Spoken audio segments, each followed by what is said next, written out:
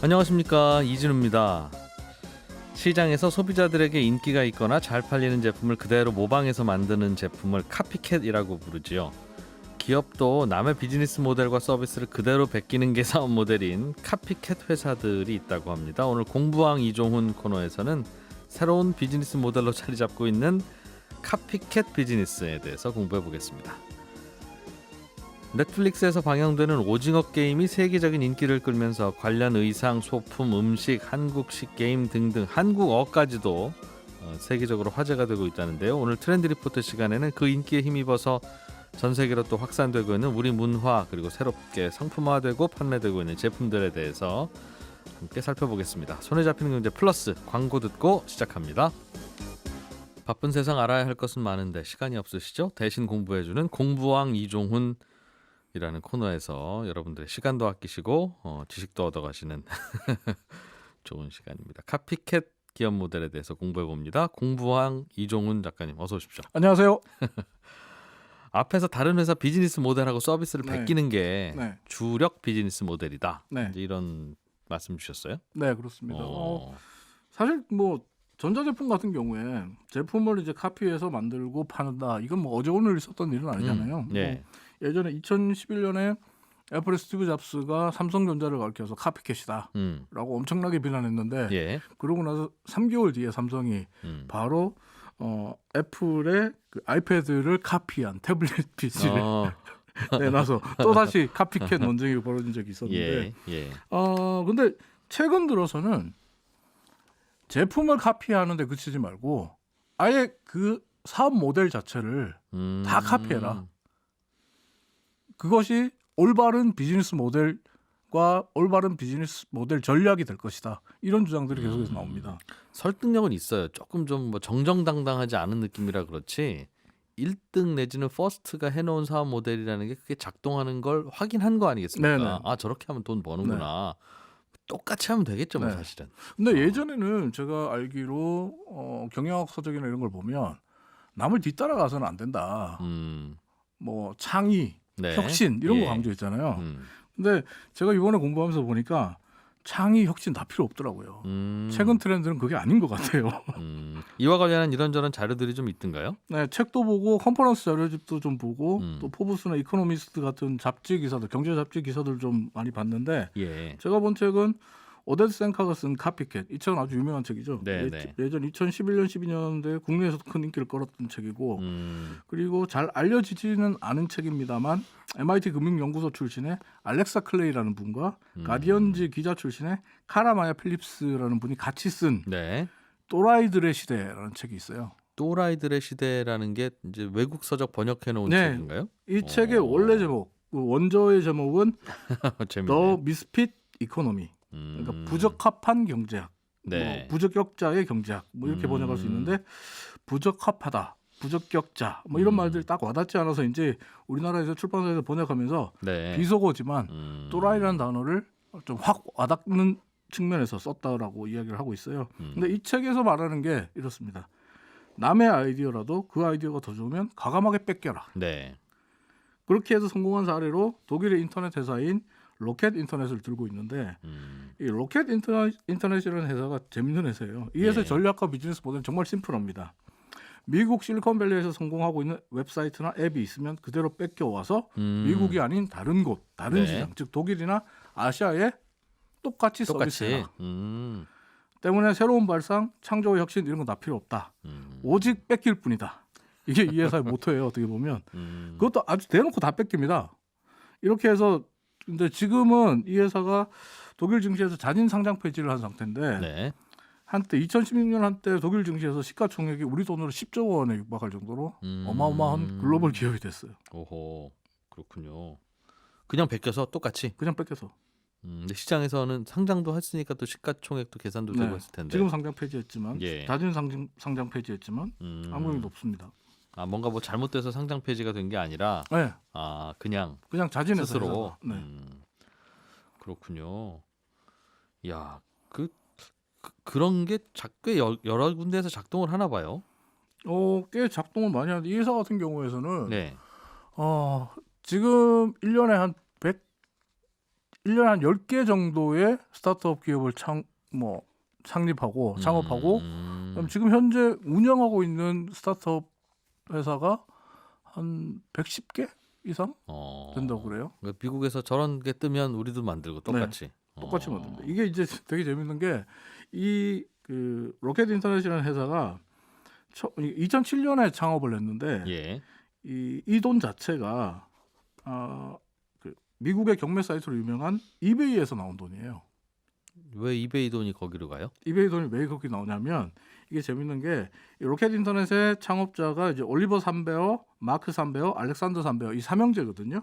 이 삼형제인데 삼베어가 성인 모양이에요. 예, 삼베어 삼형제가 예. 1998년에 특히 이제 마크 삼베어가 1998년에 미국에서 지금은 너무나 유명한 경매 사이트인 이베이가 등장해서 인기를 끄는 걸 보고 이때가 이베이 초창기죠. 네. 예. 그래서 이베이에 이메일을 보냅니다. 우리는 이베이 서비스의 열혈한 팬이다. 제발 우리를 고용해서 독일에서도 이베이 서비스를 해달라. 이렇게 메일을 보냅니다. 예. 하지만 이베이는 당연히 신경도 안 쓰고 이 메일에 답장도 안 해줍니다. 예. 당연한 거죠. 그러자 이 삼베어 삼형제가 이베이 사이트를 리버스 엔지니어링합니다. 리버스 엔지니어링이 뭐냐면 완성된 기술이나 시스템을 역으로 추적에 들어가서 기술과 설계도를 알아내는 거죠. 가전제품 분해해 보는 거랑 그렇죠. 똑같은 거죠. 예. 분해했다가 다시 조립하는 거나 마찬가지인데 그러면서 이베이 사이트를 그대로 뺏긴 알란도라는 사이트를 만듭니다. 심지어 로고까지 뺏겨요. 너무 이베이랑 흡사하게. 네, 로고까지 뺏겼고 그다음에 언어만 영어에서 독일어로 바꾼 것뿐이에요. 네. 예. 똑같이. 그리고 서비스를 합니다. 디자인도 똑같이. 네. 오픈합니다. 대놓고. 예. 그리고 당연히 이베이에서 연락이 오죠. 니네 똑같은 거 만들었다? 네. 이렇게 연락이 오죠. 그 뒤에 이 알란도가 오픈한 지 100일 만에 이베이에 5,300만 달러, 우리 돈으로 600억 원이라는 거금에 팔립니다. 자기를 베낀 회사를 돈 주고 샀다고요? 이베이는? 예. 왜요? 왜? 이베이 입장에서 보면 비즈니스 모델에 대해서 저작권이나 특허권 침해로 법적 공방을 벌이는 건 사실 얼마나 많은 비용과 시간이 들지 모르는 일이고 네. 또 독일에서 뭐 자기 걸 뺏겼긴 하지만 그래도 런칭이 됐잖아요. 우리가 만들었어도 이렇게 만들었겠네. 그렇죠. 어차피 자기들 걸 그대로 뺏겼고 로고도 똑같으니까 독일어로만 바꾸는 거니까 독일 이베이를 따로 런칭하는 것보다 이게 싸겠다. 네. 예. 이렇게 판단해서 600억 원이라는 거금을 삼베어 삼형제에게 줍니다. 그리고 삼베어 삼형제가 이 돈을 종잣돈으로 해서 네. 2007년에 로켓 인터넷이라는 이름의 회사를 차려서 이거 괜찮은 사업 모델이 될 것 같다. 똑같이 베끼는 게. 네, 뺏겨서 되팔자. 혹은 뺏겨서 사업을 키우자. 이렇게 생각을 합니다. 그래서 2010년에 예. 그루폰이라는 소셜 커머스 앱 아시죠? 네. 그러니까 그루폰이 뜨니까 독일에서 CTD라는 앱을 만듭니다. 똑같이 만들어요. 똑같이 그루폰 마치 그루폰 독일 지사인 거냐? 네, 그렇게 똑같이 만듭니다. 그리고 그루폰에다가 1억 7천만 달러, 우리 돈으로 1,900억 원에다가 그루폰 주식 1조 원 가치의 주식을 받는 조건으로 그루폰에 이 CTD를 그대로 팝니다. 그러면서 CTD이 그루폰의 유럽 지사가 되어버립니다. 그저 베낀 회사, 오리지널 원조 회사가 네. 소송을 걸고 우리는 독일 지사, 유럽 지사 안 만들 거야. 네.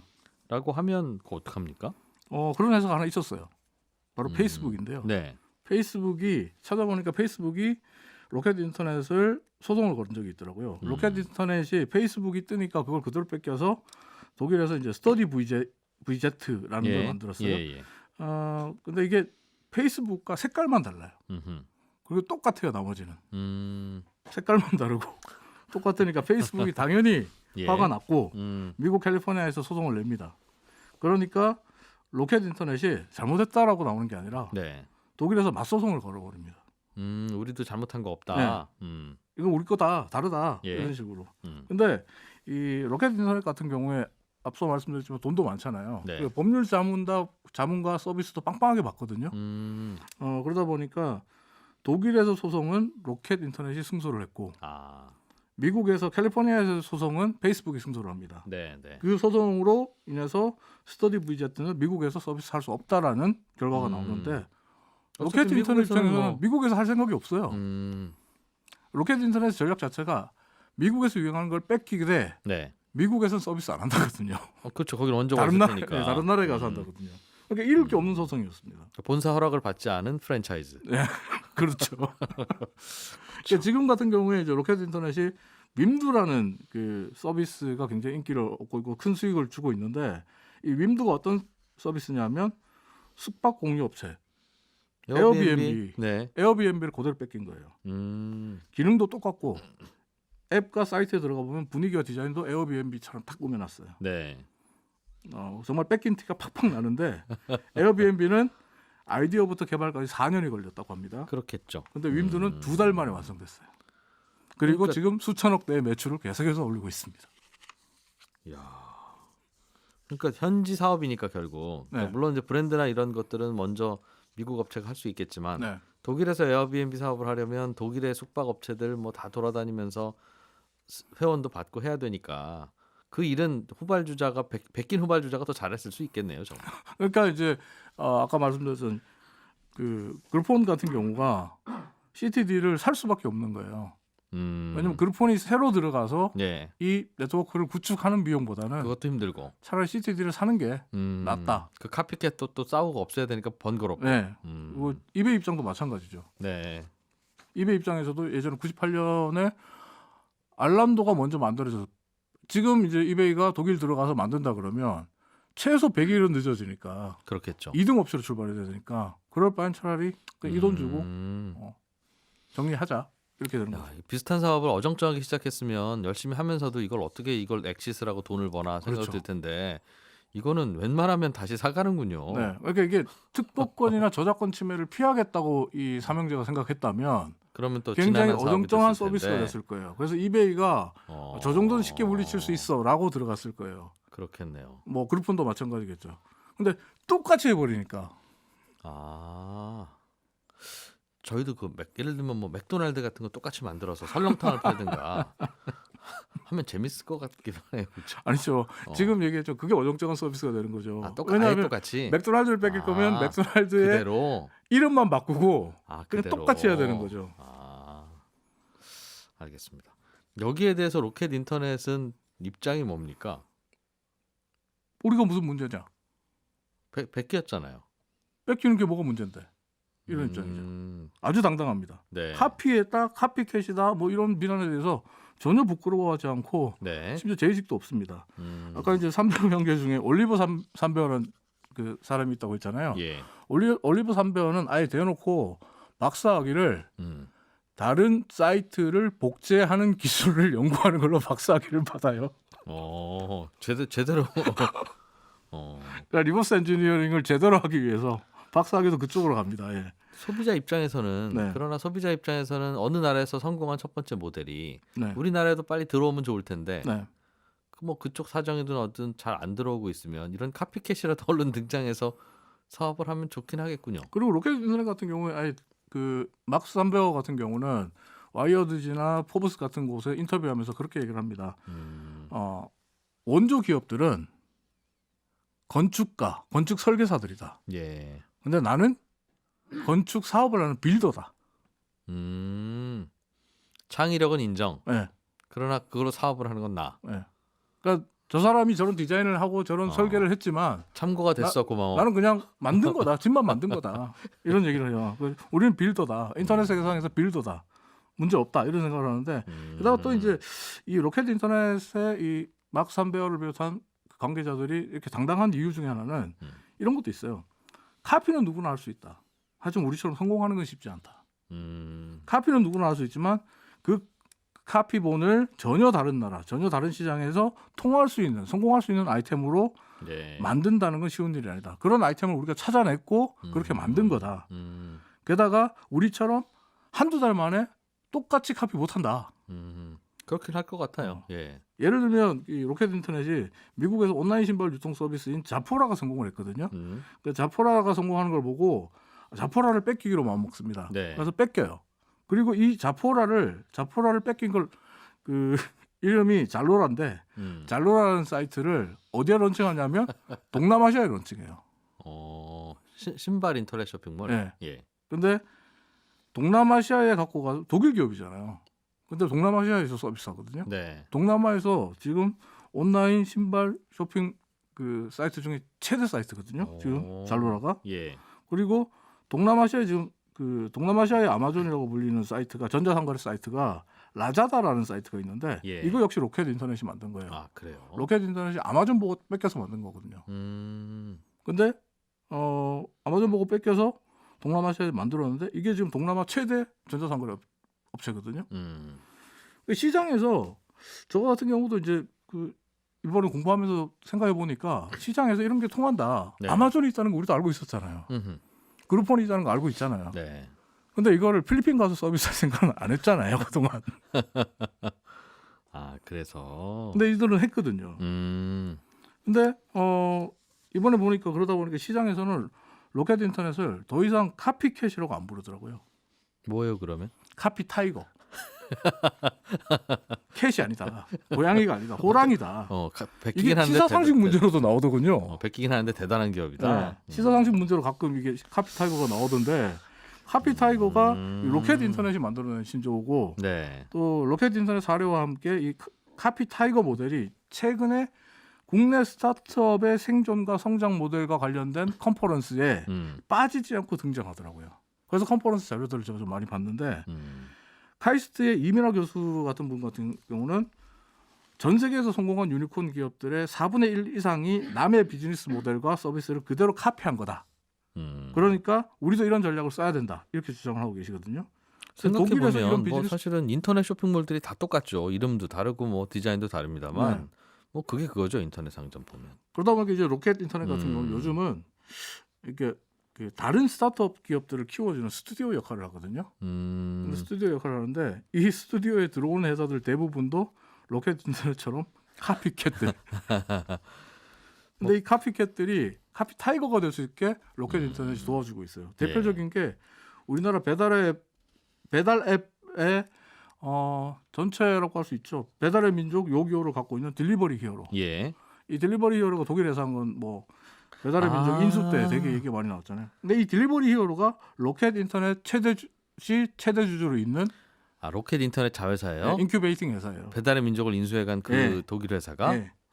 근데 딜리버리 히어로가 우버이츠 같은 걸 보고 음식 배달 앱 괜찮네? 네. 만들자 하고 한 거거든요. 그리고 한국에 와서 보니까 한국을 보니까 배달의 민족이 잘 돼요. 예. 그래서 요기요를 똑같이 만들어요. 배달의 민족 흉내내서. 근데 로켓 인터넷이 돈과 인력 네트워크가 있잖아요. 예. 그러니까 그 도움을 받아서 그래서. 아예 배달의 민족을 사버린 거예요. 그러면서 이제는 한국 배달 앱 시장에 절대 강자가 된 거죠. 똑같이 하는 때 잘하면 된다. 네. 그 요기요를 만들 때까지는 카피캣이었지만 네. 배달의 민족을 인수하고 나서는 카피 타이거가 된 거죠. 이러다 보니까 앞서 얘기했던 이민아 교수 같은 분들은 이제 대한민국의 스타트업 컨설팅을 바꿔야 된다. 기존의 창의 혁신을 강조하던 방식에서 벗어나서 검증된 성공 사업 모델을 따라가라. 그 대신, 카피 타이거 전략을 써라. 이렇게 바꿔야 된다고 말하고 있고 예. 기사들을 찾아보니까 몇 년 전에 네이버도 이 로켓 인터넷 사례를 정말 진지하게 연구했다 그래요. 그렇군요. 그러니까 뭐 어디 다른 자영업을 하더라도 뭐 기발한 세상에 없는 그런 거 생각하지 말고 이미 사람들이 좋아하는 저 물건, 네. 저 식당, 저런 가게를 나도 저렇게 잘하거나 저거보다 좀 더 잘하자. 그러는 게 오히려 더 성공할 수 있는 맞습니다. 방법이라는 뜻도 되겠네요. 이번에 공부하면서 느낀 거는 때로는 쉽게 가는 게 성공의 지름길이다. 이런 느낌을 받았습니다. 하기야. 사업하는 분들이 항상 그 사업에 성공하려면 세 가지 조건이 필요한데 하나는 내가 할 수 있어야 되고 그 사업이. 네. 두 번째는 내가 남보다 잘해야 되고. 네. 세 번째는 그게 시장이 있어야 되고. 네. 근데 대개는 1번, 2번 조건만 맞으면 사업에 뛰어든다는 거예요. 네. 시장이 있는 걸 확인하는 게 더 중요한데 베끼면 그거는 걱정 없겠네요. 그렇죠. 알겠습니다. 이종훈 작가와 제가 노란색 로고를 단 햄버거 가게를 어디서 하나 만들면 저 친구들 저거 하는구나라고 생각해 주시면 되겠어요. 예, 이종훈 작가였습니다. 고맙습니다. 감사합니다. 오징어 게임이 전 세계적으로 흥행에 성공하면서 이를 둘러싼 다양한 또 문화와 비즈니스들이 더 확대되고 있습니다. 오늘 트렌드 리포트 시간에 자세하게 들여다보기로 했죠. 로그인디 조현경 대표와 함께합니다. 어서 오세요. 네, 안녕하세요. 오징어 게임이 많이 뜨긴 떴나 봐요, 정말. 네, 넷플릭스에서 네. 그 전 세계 83개국에서 서비스를 하고 있는데요. 83개국에서 1위를 기록을 했습니다. 그래서 그 영화나 드라마 중에서는 처음이라고 하거든요. 네. 네, 기록적인 어떤 그 넷플릭스 성과를 창업 이후에 네, 전 세계에서 공동 1위 한 거는 처음이라고 해요. 네. 네. 그래서 이 오징어 게임이 전 세계 화제가 되면서 최근에 이 오징어 게임에서 파생된 상품과 또 게임 여기에서 그 등장했던 노래 그리고 음식 또 심지어 한국어까지 다양하게 이제 전 세계로 퍼져나가고 있는데요. 유튜브 영상도 비슷한 거가 뭐 조회수가 수천만 개씩 나오더군요. 굉장히 심플한 제가 영상을 하나 봤는데 예. 내용은 이래요. 따라해 보세요라고 하면서 오징어라는 그림이 있고요. 네. 스퀴드라고 영어로 되어 있고 한국어로 오징어라고 발음을 해주고요. 그리고 무궁화 꽃이 있습니다. 네. 그리고 꽃, 뭐 도시락, 동그라미, 네모, 세모, 별, 뭐 우산, 형 이렇게 단어를 10단어를 그림과 함께 영어 단어를 같이 표기를 해주고요. 네. 한국어로 그대로 발음을 해주는데 이거를 보는 청취자들이나 시청자들은 그대로 이 그림을 보면서 한국어를 따라서 읽는 거거든요. 단순하네요. 아주 예. 단순한 영상이 조회수가 1000만 회를 넘고 있고요. 와. 그리고 이제 무궁화 꽃이 피었습니다라고 하는 그 드라마에 나왔던 노래가 있는데 이걸 아카펠라로 했던 그 그룹이 노래한 그 곡이 7,800만 회 영상을 기록을 하고 있어요. 따따따따따 맞아요. 따따따따 이거 그거요? 네, 그걸 이제 아카펠라로 했는데요. 그게 이제 7,800만 회를 기록을 하고 있고. 7,800만 회 조회수면 거의 1억 가까이 돈을 벌었을 것 같은데. 아, 그런가요? 대충 조회수에다 곱하기 그 정도 하더군요. 잘은 몰라도. 그렇군요. 그래서 그리고 아이, 이제 부러워. 뭐 달고나 만드는 방법. 예. 네. 그리고 이제 달고나 만드는 방법은 그 게임 중에서 이 달고나 별 모양대로 네, 그 네. 모양대로 이렇게 예. 뜯어내는 장면이 있었거든요. 가르쳐 주는 영상. 네. 예. 그래서 이 외국인들한테는 이게 굉장히 이게 이렇게 어렵단 말인가. 그리고 이건 어떻게 만드는 건가. 그래서 이 드라마가 화제가 되면서 예. 아마존에는 굉장히 발빠르게 달고나 만드는 세트가 판매가 되기 시작했는데요. 이 이제 세트가 뭐 설탕이랑 그런 키트들이 들어 있어요. 예. 가격이 15불에서 20불 사이로 왔다 갔다 하는데 우리나라에서는 그 마켓에서 한 7,000원에서 8,000원대 판매를 하고 있거든요. 그러니까 약 두세 배 정도 이제 비싸게 판매를 하고 있음에도 불구하고 예. 굉장히 인기리에 판매가 되고 있습니다. 그런데 이걸 구매한 사람들이 도대체 이건 어떻게 만드는지를 또 방법을 알아야 될 거 아니겠어요? 예. 그러니까 이제 유튜브에서 찾아보는 거죠. 그러면 이제 달고나 만드는 방법까지. 그러니까 이걸 판매하는 업체는 이걸 판매해서 매출도 올리고 유튜브로도 또 수익을 올리고 이렇게 두 가지를 같이 올리고 있는 거죠. 그거 그냥 먼저 하는 사람이 주인입니까? 이런 비즈니스는? 하기야 뭐 저 달고나 같은 거야 뭐 누가 특허낸 거 아니니까. 맞아요. 그거야. 그런데 예를 들면 그 영화에 나오는 흥얼거리는 그거를 네. 뭐 아카펠라로 만들든 연주를 하든 네.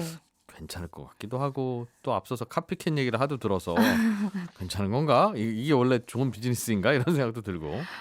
그런데 이제 이 달고나 같은 경우에는 워낙 뭐 기존에도 계속 판매가 되고 있던 그렇겠죠. 거라. 예. 그런데 사실 이제 이 오징어 게임 때문에 등장한 제품들 중에서는 예. 이 등장 인물들이 입었던 트레이닝복이나 티셔츠 네. 그리고 또 뭐 마스크나 점프수트 이런 것들까지 지금 판매가 되고 있거든요. 예. 그리고 이제 그 넘버가 다 쓰여 있잖아요. 그 1번부터 456번까지 넘버가 있는데 예. 티셔츠만 해도 1번부터 456번까지 새겨진 티셔츠를 낱장으로 다 판매를 하고 있어요. 예. 근데 이런 경우에는 사실은 상표권이 있을 수 있잖아요. 오징어 게임이라고 하는 그렇죠. 상표권으로 누가 봐도 등록을 저건 한다면. 오징어 게임에 나오는 저 옷이네. 그렇죠.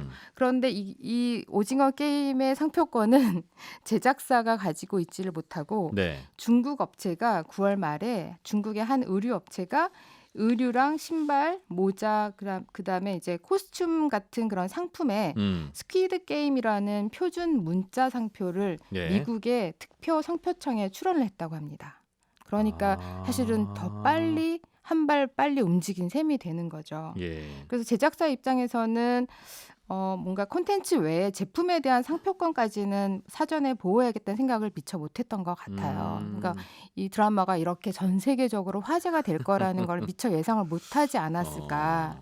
그리고 뭐 기존에 이제 그런 히어로물이나 애니메이션 같은 영화나 드라마의 경우에는 네. 사전에 제작사 입장에서도 어떤 뭐 인형이나 그렇죠. 이런 관련된 굿즈 같은 것들을 만들 미리 수도 이제 있고. 비즈니스 하는 곳들이랑 스파이더맨 같은 거. 그렇죠. 예. 그래서 뭐 로얄티 계약을 한다거나 하는 그런 경우를 봤지만 네. 이 트레이닝복이나 이 티셔츠가 네. 이게 설마 이렇게 팔릴까? 예상을 못한 거죠. 야. 그런데 그런 제품뿐만 있는 것이 아니고요. 이 드라마에 나오는 명함이 있어요. 네. 네모, 동그라미, 세모 이렇게 있는 네. 그 동그라미의 명함이 있는데 이 명함이 그냥 단순한 종이거든요. 네. 종이이고 그리고 그 장수도 많지가 않아요. 당신이 초대됐습니다라는 메시지만 들어있는 명함인데 뒷장을 예, 이렇게 보면 예. 연락처도 없고요. 근데 이런 명함이 10불, 20불에 판매가 되고 있어요. 20장에. 그러니까 종이를 그냥 그렇게 스탬프 찍어서 그냥 판매를 갖고 싶은 하는 거죠. 거군요. 그러니까 하나의 굿즈가 된 거죠. 상징적으로. 그런데다가 그 넷플릭스 창업자인 리드 헤이스팅스가 예. 내가 457번째 참가자다. 이렇게 해서 457번이라고 하는 숫자가 적힌 티셔츠를 입고 네. 그 그 트레이닝복을 초록색. 입고 예. 네, 그 공식 그 소셜 계정에 인증샷을 올렸어요. 그래서 뭔가 시즌 2를 나오지 않냐 이런 예상도 하고 또 이게 그 정도로 전 세계에 화제가 되고 있다라는 어떤 것도 이제 증명을 해준 셈이 되겠죠. 뭐 아직 못 보신 분들도 많을 테니까 간단하게 이거 뭐 어떤 내용의 드라마였는지 좀 소개를 해주시면. 네, 그 빚에 쫓기는 사람들이 네. 목숨을 건 의문의 서바이벌 게임에 이제 초대가 되는데요. 네, 네. 456명이 초대가 되고요. 그래서 456억 원의 상금을 두고 그 상금은 주최 측이 마련한. 네, 네. 최후의 승자 한 명이 456억 원. 그러니까 살아남는 한 명이 갖게 되는 네. 목숨을 거는 그런 게임 이야기를 소재로 한 시리즈물이에요. 그런데 이 서바이벌 게임에 등장하는 게임이 무궁화 꽃이 피었습니다. 그리고 오징어 게임, 달고나 만들기, 줄다리기, 구슬치기 네. 이런 옛날에 우리가 했던 어릴 때 했던 그런 놀이들인데요.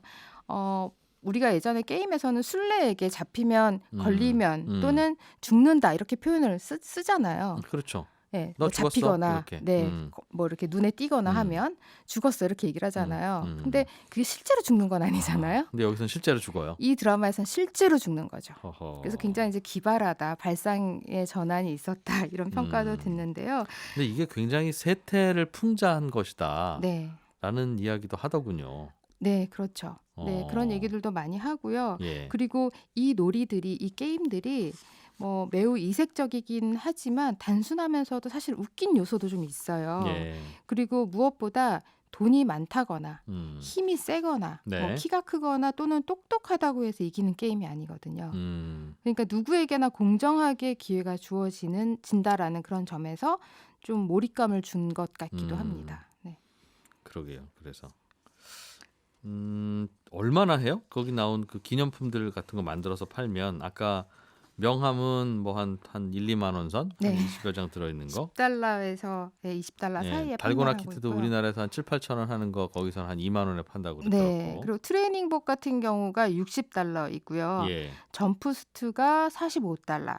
그리고 이제 이제 주최 측이 쓰는 그 마스크가 있거든요. 예. 레드 마스크가 있는데 그런 마스크는 이제 가격이 천차만별이고요.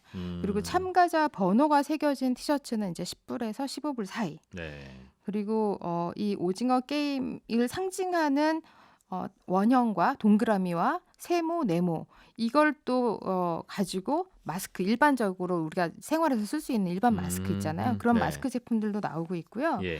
이런 게 새겨진 가방이나 모자, 피규어 같은 것도 나오고 있고 심지어는 이게 반려동물 용품 그리고 화장품 그리고 뭐 비누나 마카롱, 쿠키 이런 데까지도 확산이 되고 있습니다.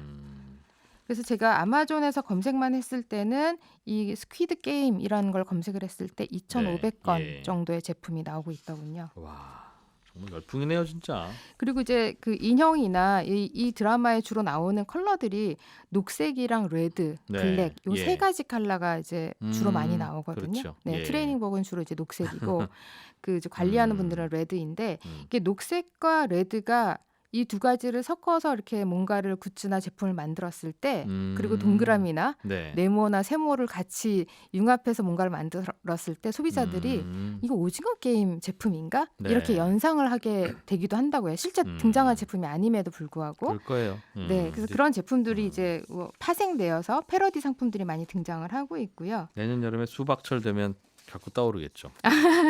네. 그리고 이제 그 드라마를 워낙 많은 분들이 보다 보니까 한국말이 좀 저 단어가 무슨 뜻이지?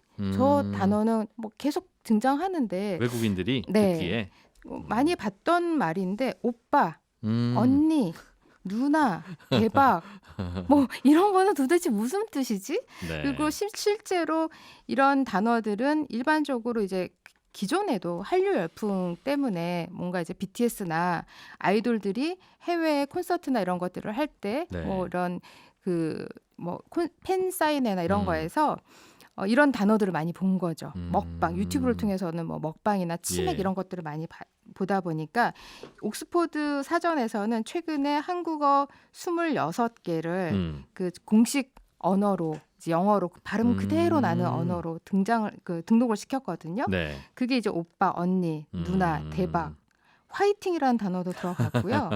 그리고 만화, 그리고 삼겹살, 불고기, 치맥, 동치미, 스킨십, 애교 이런 단어까지 들어갔고 최근에 콩글리시라는 단어랑 네. PC방까지 들어갔다고 합니다. 아, 그러니까 외국인들이 이런 단어를 쓴다는 거죠, 이제 일상에서 네. 배워서. 네. 그냥 이게 뭐 오빠라고 해서 뭐 브라더 이렇게 하는 것이 엘더 브라더 이렇게 쓰는 것이 아니라 네. 말 그대로 그냥 오빠라고 오빠 이렇게. 한다는 거죠. 그럼 서로 통하고 네. 누나 그러고. 네, 그렇죠. 우리도 가끔씩 뭐 어이 브라더 이런 식으로 부르기도 하고 네. 그렇기도 하지요. 그래서 그러니까 우리나라 단어들이나 우리나라 말이 전 세계인들에게 퍼져서 쓰이면 우리는 기분 좋은데 네. 우리는 가끔씩 외국에서 들어온 말을 쓰면 영어든 일본어든 무슨 말이든 그것도 우리는 그럼 그러지 말자고 그러고 그렇죠. 왜 그러죠? 우리는 우리나라 말이 해외로 나가는 건 좋고 네. 다른 나라 말이 우리나라 자랑스러워하고. 들어오면 싫고 그러면 그게 어떻게 교류가 될까? 어쨌든 한류라는 단어도 네. 우리가 한류하면 코리안 웨이브 이렇게 이제 외국에서 풀어서 썼었는데요.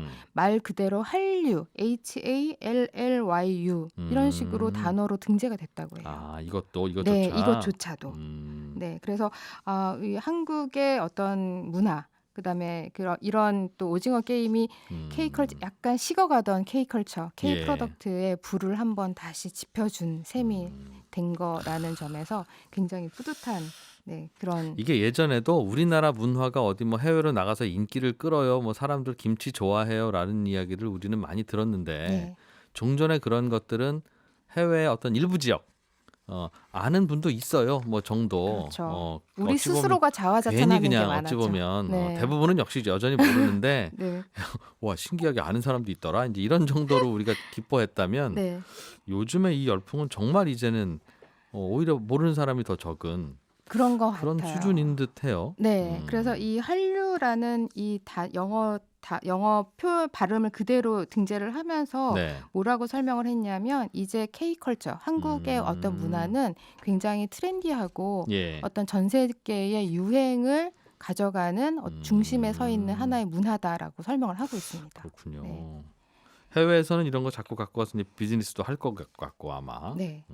시즌 2도 나오지 않을까 싶은데요. 네. 그래서 뭐 시즌 2에 나오는 게임들을 또 예상을 해보고 여기에 비즈니스를 좀 대비하자 이런 움직임도 있습니다. 게임들이 좀 남아 있나요? 약간 이젠 난이도 높은 네. 그런 것들만 좀 남아 있는데. 그래서 제가 생각하기로는 이제 네티즌들은 뭐 실뜨기, 뭐 팽이치기, 땅 따먹기. 많이 남아 있네요. 우리 집에 왜 왔니? 이런 거를 얘기를 하시던데 저도 한번 생각을 해봤어요. 저는 닭씨름, 닭싸움. 닭싸움. 네, 그다음에 마피아 게임.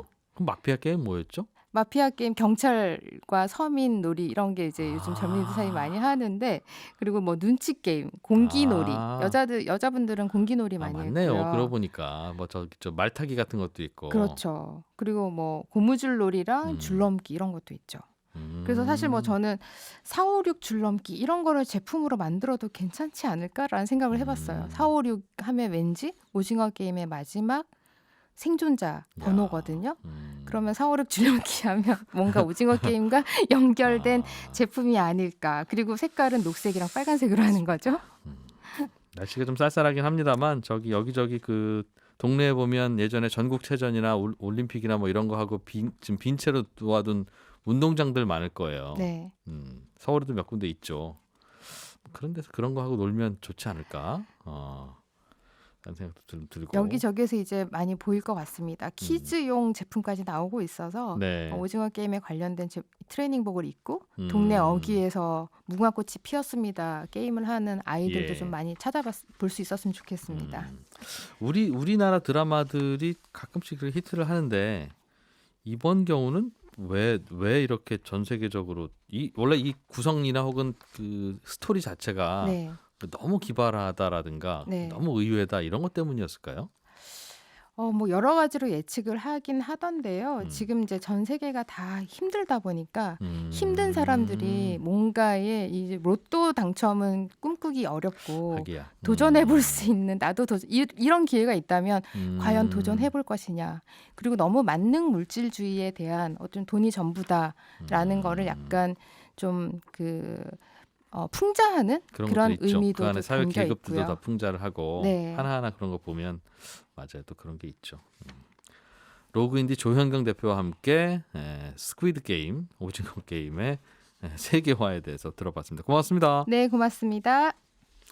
오징어 게임 시즌 2가 나오면 이제 할 게임이 좀 남아 있나 제가 그런 얘기했더니 청취자분들이 무슨 소리냐고 할 게임 많이 나와 있다고 하면서 다 알려주셨어요. 뭐 제기차기, 네. 오재미, 비석치기, 뭐 쌀보리, 눈치 수건 게임. 돌리기, 네. 눈치 게임, 007방 시즌 5까지 가도 되겠다고 다방구 다들 아시네요. 손에 잡히는 경제 내일 아침 8시 30분에 인사드리겠습니다. 이진우였습니다.